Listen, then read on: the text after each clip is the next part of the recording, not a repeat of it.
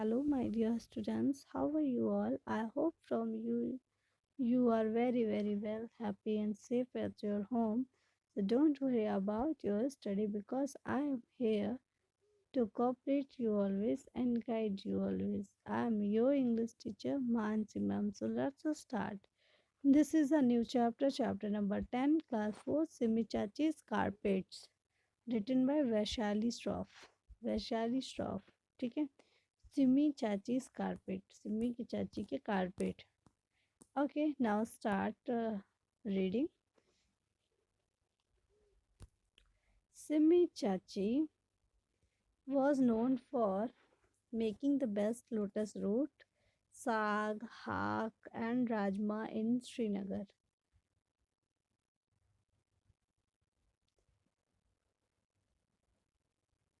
सिमी चाची को सब लोग राजमा और ये सब के लिए जानते थे श्रीनगर में जो बनता है हर कहवा was filled with the aroma of cardamom and garnished with thin almond slices.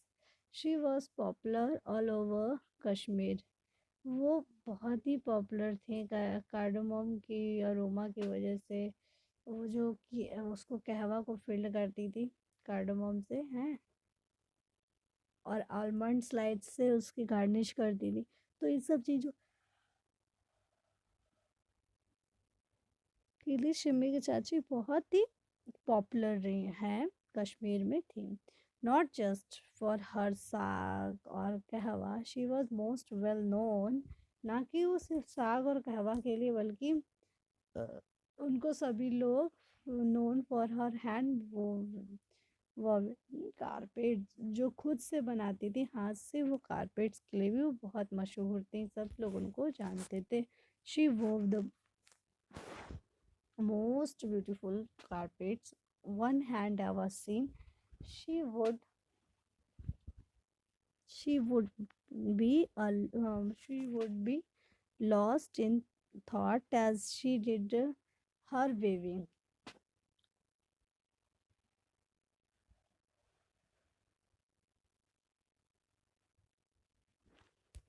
जैसे वो कारपेट्स बनाते हैं वैसे कहीं नहीं देखे गए होंगे ठीक है तो चलो टू सिमी चाची would imagine snow capped mountains with the green pipe trees and almost magically a design on her carpet. Simi चाची ने स्नो कैप्ड है मतलब कहने का बर्फ से ढके हुए पहाड़ green pipe trees and magically मतलब बहुत सारा कुछ डिज़ाइन अपने कारपेट पे कर दिया from with the same scenic landscapes nar trees with sparrow, houseboats with wood carving, the beautiful Mughal garden. She wove them all into her carpet. ये सब कुछ उन्होंने अपने कारपेट पर वो किया मतलब बुना. No wonder her carpet were one of a kind and rare, always in demand. और ऐसी कारपेट बहुत डिमांड में रहती है और ऐसी कारपेट कहीं नहीं मिलती. Tourists loved her work and eagerly bought at least one carpet woven by Simi चाची. टूरिस्ट लोग इनसे बहुत इम्प्रेस थे और कम से कम एक कारपेट तो लेकर जाते ही थे so that they could take it back home as a souvenir of their visit of Kashmir.